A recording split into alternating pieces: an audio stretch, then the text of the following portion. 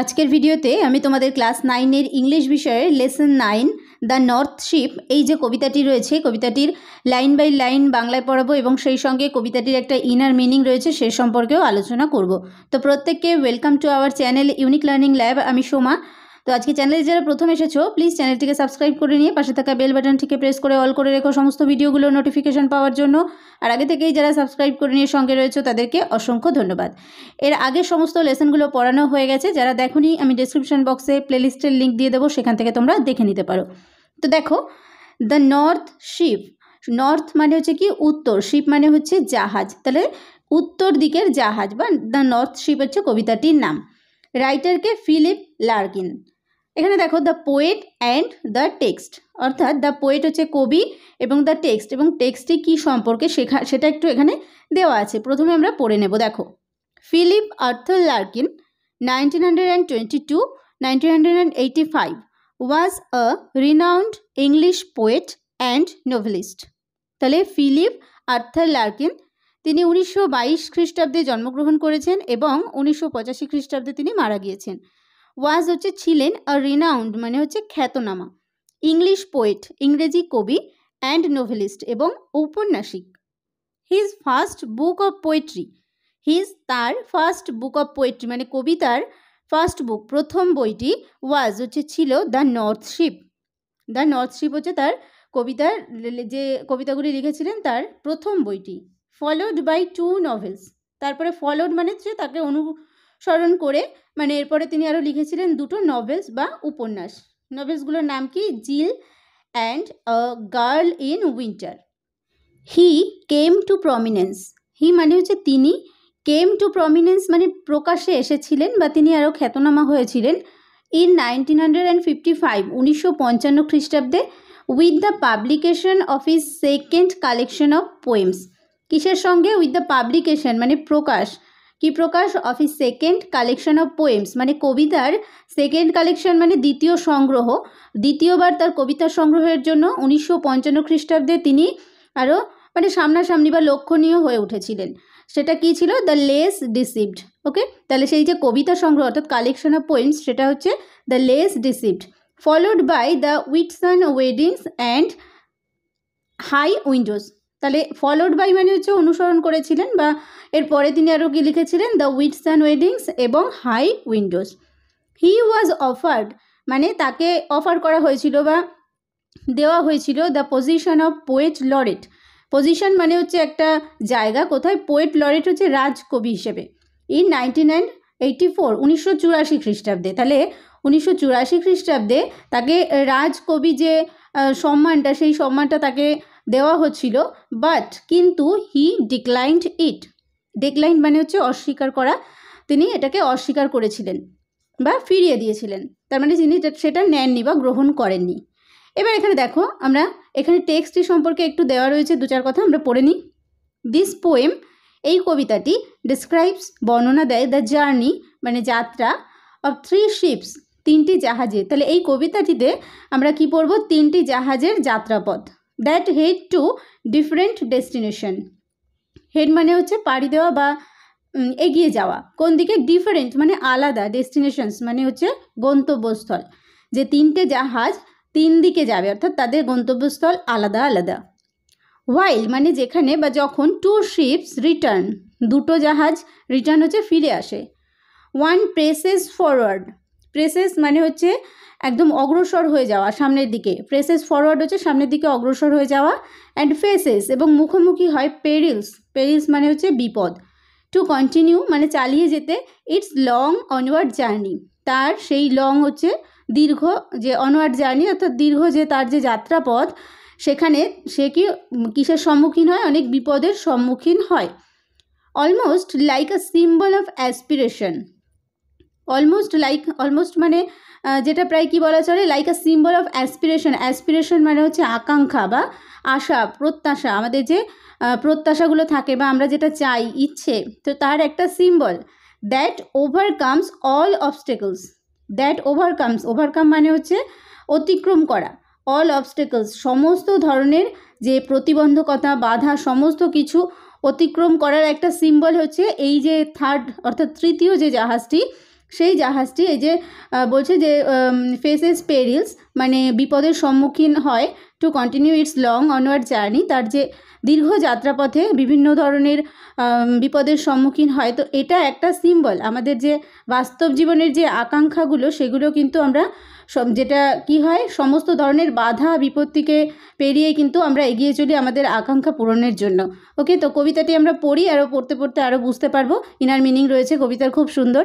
দেখো, I saw 3 ships go sailing by over the sea the lifting C.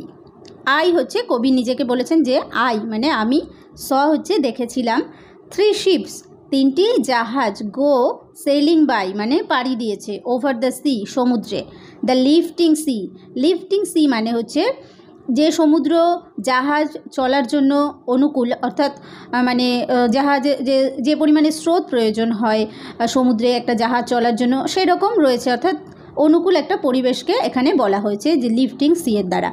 তাহলে আমি দেখেছিলাম 3টি শিপ সমুদ্রে পাড়ি দিয়েছে কি লিফটিং সিতে বা অনুকূল সমুদ্রে।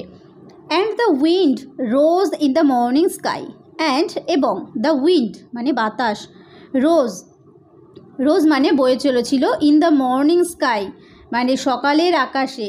দেখো, সকালে বলতে বোঝায় একটা দিন শুরু হচ্ছে, তো এখানে সবসময় একটা মানে একটা আশার সিম্বল হিসাবে বলা হয়েছে মর্নিংকে।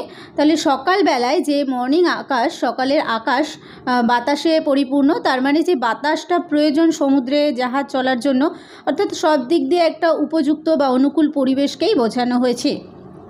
অ্যান্ড এবং one was rigged for a long journey, and one এবং একটা ওয়াজ রিগড, রিগড মানে হচ্ছে সুসজ্জিত করা, ফর আ লং জার্নি মানে কি জন্য, লং জার্নি মানে দীর্ঘ যাত্রার জন্য। এখানে যে কবি বলেছেন যে 3 ships 3টে জাহাজকে তিনি দেখেছেন, তার মধ্যে ওয়ান মানে একটি অনেক দূর পর্যন্ত যাওয়ার জন্য তাকে সাজানো হয়েছিল। The first ship turned towards the West, the first ship মানে প্রথম যে জাহাজটি, টার্নড টুয়ার্ডস দ্য ওয়েস্ট মানে পশ্চিম দিকে ঘুরেছিল, টার্নড মানে ঘুরেছিল, টুয়ার্ডস দ্য ওয়েস্ট মানে পশ্চিম দিকে, over the sea the running sea, over the sea মানে হচ্ছে সমুদ্রে, দ্য রানিং সি। দেখো এখানে সি হচ্ছে রানিং মানে হচ্ছে দুরন্ত বা দৌড়চ্ছে এরকম, তাকে বলা হয় রানিং। তো একটা অবজেক্ট বা একটা জিনিস যেটা ইনঅ্যানিমেট অর্থাৎ জড়ো, সেখানে কোনো প্রাণের অস্তিত্ব নেই, তাকে যখন এই রকম ভাবে বলা হয় তখন তাকে কি করা হচ্ছে, পার্সনিফাই করা হচ্ছে, অর্থাৎ একটা পার্সনের সঙ্গে তুলনা করা হচ্ছে। রানিং সি মানে উত্তাল যে সমুদ্র, সেই সমুদ্রে চলেছে। And by the wind was all possessed and carried to a rich country, and এবং বাই দ্য উইন্ড বাতাসের দ্বারা, ওয়াজ অল পজেসড, পজেসড মানে এখানে অধিকারে রাখা, তার মানে বাতাসের দ্বারা জাহাজটি মানে বয়ে চলেছে অনুকূলে, অ্যান্ড ক্যারিড এবং বয়ে নিয়ে চলেছে টু আ রিচ কান্ট্রি মানে একটা ধনীর দেশে। তার মানে বুঝলাম কি আমরা যে প্রথম যে জাহাজটি, সেই জাহাজটি পশ্চিম দিকে রওনা হয়েছে, যে উত্তাল যে সমুদ্র, উত্তাল বলতে এখানে অনুকূল আর কি, রানিং সি মানে চলছে অর্থাৎ জাহাজ চলার জন্য উপযুক্ত সমুদ্রের মধ্যে দিয়ে। By the wind was all possessed এবং বাতাস তা কি, সমস্ত কিছুই বাতাস তার নিজের কন্ট্রোলে নিয়ে চলেছে, and carry to a rich country এবং একটা সমৃদ্ধ বা ধনী একটা দেশে নিয়ে চলেছে। এবার দেখো, দ্য সেকেন্ড মানে দ্বিতীয়টি অর্থাৎ দ্বিতীয় শিপটি, টার্ন টুয়ার্ডস দ্য ইস্ট ঘুরেছিল কোন দিকে, টুয়ার্ডস দ্য ইস্ট মানে পূর্ব দিকে। তাহলে যে দ্বিতীয় যে জাহাজটি ছিল সেটা ঘুরেছিল পূর্ব দিকে, ওভার দ্য সি। এবার কোথায়, সমুদ্রে, দ্য কোয়েকিং সি, কোয়েকিং সি মানে কিন্তু এখানে মানে একটু খারাপ অবস্থা হয়েছে, অর্থাৎ যে রানিং সি ছিল সেটা আরও বেশি উত্তাল হয়ে পড়েছে। ওকে, সেই সিটাকে এখানে বলা হয়েছে বা সেই সমুদ্রকে বলা হয়েছে। তাহলে এখানে পরিস্থিতি কি একটু পরিবর্তন হয়েছে, অর্থাৎ একটু মানে কি বলা হয়, প্রতিকূল পরিস্থিতি হয়েছে, quaking. And the wind hunted it like a beast to anchor in captivity, and the wind এবং বাতাস, হান্টেড, হান্টেড মানে শিকার করেছিল। এখানেও দেখো, দ্য উইন্ড হচ্ছে বাতাস, হান্টেড মানে শিকার করেছিল, বাতাস তো আর শিকার করতে পারে না, তো এখানেও বাতাসকে পার্সনের সঙ্গে তুলনা করা হয়েছে বা পার্সনিফাই করা হয়েছে। কি করেছে, ইট, ইট মানে এটিকে মানে সেই জাহাজটিকে, কোন জাহাজটিকে, এই সেকেন্ড বা দ্বিতীয় জাহাজটিকে, লাইক আ বিস্ট মানে একটা জন্তুর মতো, তার মানে কি, একটা জন্তু যখন কোনো কিছুকে মানে অ্যাটাক করে, তো সেই রকমভাবে জন্তুর মতো হিংস্রভাবে যেন বাতাস শিকার করেছে কাকে? To anchor in captivity. এই যে সেকেন্ড যে শিপটা, জাহাজটা, তাকে শিকার করেছে টু অ্যাঙ্কার মানে হচ্ছে নোঙর বাঁধতে, অর্থাৎ থামিয়ে দিতে। ইন ক্যাপটিভিটি, ক্যাপটিভিটি মানে অ্যাকচুয়ালি বন্দি দশা, তার মানে আটকে দিয়েছিল। তাহলে বুঝলাম যে সেকেন্ড শিপটা যেটা পূর্ব দিকে যাত্রা শুরু করেছিল ওয়েকিং সি এর মধ্যে দিয়ে, আর মানে হচ্ছে খারাপ অবস্থা, সমুদ্রের প্রতিকূল পরিবেশ, সেরকম মধ্য দিয়ে যাত্রা শুরু করেছিল। তখন কি করেছিল, যে উইন্ড, বাতাস বইছিল, সেটা একটা পশুর মতো যেন সেই সেকেন্ড বা দ্বিতীয় শিপটিকে কী করেছিল, যে শিকার করে নিয়েছিল এবং তাকে বাধ্য করেছিল কি, নোঙর বাঁধতে। তার মানে জাহাজটি থেমে গিয়েছিল, আর যেতে পারেনি। নেক্সট দেখো, দ্য থার্ড শিপ মানে তৃতীয় জাহাজটি drove toward the north. Drove মানে গিয়েছিল, টুয়ার্ড দ্য নর্থ মানে উত্তর দিকে। তাহলে আমরা এই যে পেলাম এবার যে উত্তর দিকের জাহাজটি, আমাদের কবিতার নামই দ্য নর্থ শিপ বা উত্তর দিকের জাহাজ। তাহলে উত্তর দিকের জাহাজটি চলেছিল কোনটা? দ্য থার্ড শিপ মানে তৃতীয় জাহাজটি। Over the sea, the darkening sea, সমুদ্র দিয়ে। কোথায়, কীরকম সমুদ্র? দ্য ডার্কেনিং, ডার্কেনিং মানে হচ্ছে অন্ধকারাচ্ছন্ন সমুদ্র। অন্ধকারাচ্ছন্ন সমুদ্র মানে কি বোঝানো হয়েছে? তার মানে আকাশের অবস্থা ভালো নয়, আকাশ কালো হয়ে উঠেছে, সেই কারণে সমুদ্রও কালো হয়ে গেছে বা তার পরিস্থিতিও খারাপ হয়ে গেছে। সমুদ্রে যখন জাহাজ চলে, তো তখন যদি আবহাওয়া অনুকূল না হয়, পরিস্থিতি অনুকূল না হয়, তখন ঠিক যেরকম একটা অবস্থার সৃষ্টি হয়, সেই ডার্কেনিং কথাটার মধ্যে দিয়ে সেই রকম সমুদ্রকে বোঝানো হয়েছে। But no breath of wind came forth and the decks shone frostily. But কিন্তু নো ব্রিথ অফ উইন্ড, এখানে ব্রিথ অফ উইন্ড মানে যে আমাদের শ্বাস নেওয়ার জন্য, নিঃশ্বাস নেওয়ার জন্য যেটুকু মানে বাতাস দরকার হয়, সেইটুকু বাতাসও কেম ফোর্থ মানে বইছিল না। অর্থাৎ জাহাজ তাহলে কী করে যাবে? জাহাজে চলার জন্য তো অনুকূলে বাতাস প্রয়োজন হয়, সেই বাতাসে পাল তুলে দিয়ে চলে।